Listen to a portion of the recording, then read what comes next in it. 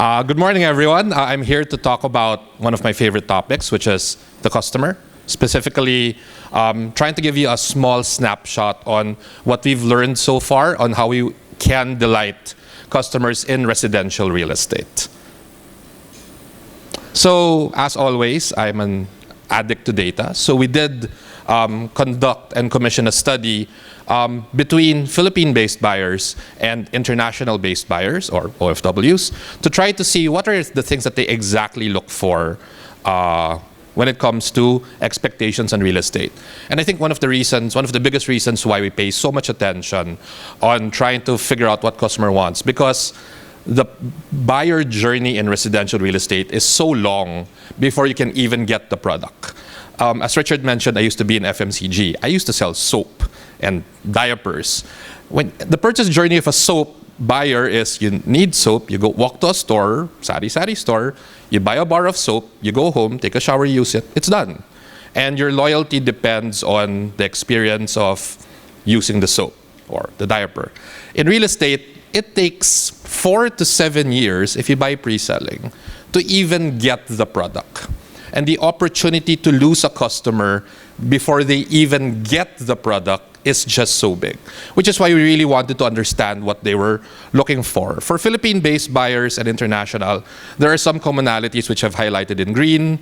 They're looking for a trusted developer, a safe and secure community, known for eco-friendly and sustainable designs. This popped up quite quickly as compared to the previous studies we've done in about 2019. And particular to local buyers, hassle-free document processing and delivery. One funny thing I saw is that the last line, or the least important thing for buyers of residential real estate, is endorsed by artists and well-known individuals. In my previous job, in soaps or shampoos, that was actually one of the top 3, because they trusted these celebrities to be able to say, hey, this product is good. But in real estate, or residential real estate anyway, it's not as valued as these things. So, taking into account, again, the long multi-year journey, we spotted a couple of insights or key areas where we believe we can work on to enhance the customer experience. It's ease of doing business, trust and safety, and what I'd like to call practical sustainability. So if you focus on the first one, it's make it stupidly simple to buy real estate. I've only been in real estate for about 3 years, so my only experience prior to that was living in a condo and actually buying one.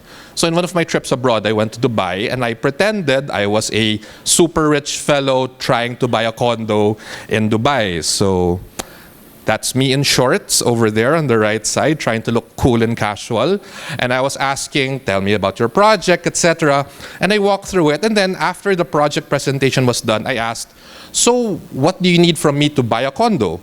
So when we compared it to how we do it, at least within Robinson's Land, in Manila, I will need customer info sheets, a reservation agreement, a couple of government IDs, a signed floor plan, agent docs, KYC, attestation, and of course, I need money for my reservation fee. So when I asked the agent in Dubai, so what do I need? He looks at me and says, you just need one form, digital, which they're integrating with KYC already, one ID, and money. And I'm like, okay, what kind of requirements do you need, because I'm not from Dubai? And they're like, and he looked at me like I was an alien. Well, I literally was an alien compared to Dubai. And he's like, it doesn't matter if you're a foreigner or a local, you need the same thing. And I'm like, again, so what kind of payment methods or payment terms can I get? I was thinking 20% over 7-year period. He looked at me and said, credit card, bank transfer, cash. So it's stupidly simple to buy a condo in Dubai. And I do not know how it is in other countries, but this is the kind of frictionless experience that we would want to build, because it should be as simple as buying, well, not as simple as buying a bar of soap, but it should be a lot simpler than how we do it today. So how do we make real estate or buying real estate residential stupidly simple? Because in this multi-year journey, as I mentioned, how can we make it as painless and as frictionless as possible? Because the situation I described in Dubai was just between from a lead to a buyer, buyer to account, account to turnover. That's about a 4 to 7 year period. And from turnover to homeowner, you hear a lot of horror stories on how it's not up to expectations, etc. And let's not even look at the homeowner experience, which is technically forever. So one of the things we're trying to work on, and how I wish the industry would try to work on, is how do we make this long multi-year journey as frictionless and as painless as possible. The second one is trust and safety, and I'd like to focus a little bit on our insights on using my data wisely. Because, again, it's a multi-year journey of building and sustaining trust.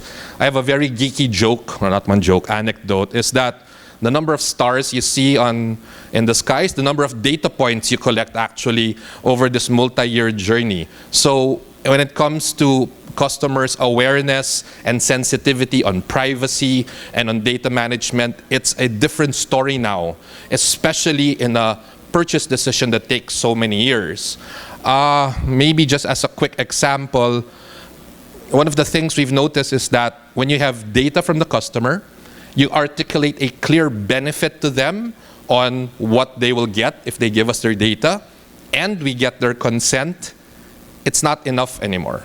For example, we actually just implemented a program where right before the turnover stage, we work with a partner and say, hey, you're qualified for a bank loan in these banks. These are the rates that you could potentially get. We can help you work with these banks.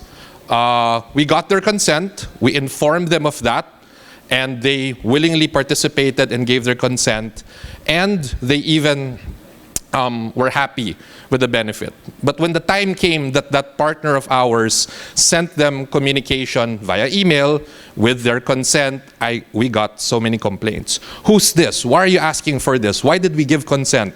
So it's no longer enough to give consent at one point in time.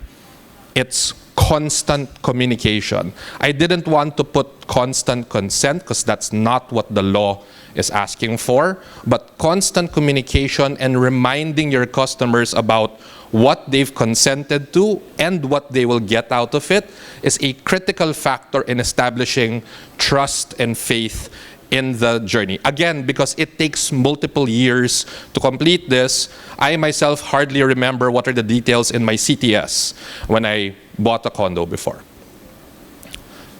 And lastly, it's practical sustainability. Or, people are always, and they're truthfully all in for going for sustainability, but every now and then people approach me and say, Chad, is it gonna cost us a lot more to get condos that are sustainable? And what's in it for me? Because while I want to build a future for my children and my children's children, if it costs me an arm and a leg, it doesn't work so much. This is one of my favorite stories recently. So we just launched a project in Cainta, Sierra Valley Gardens Tower 5.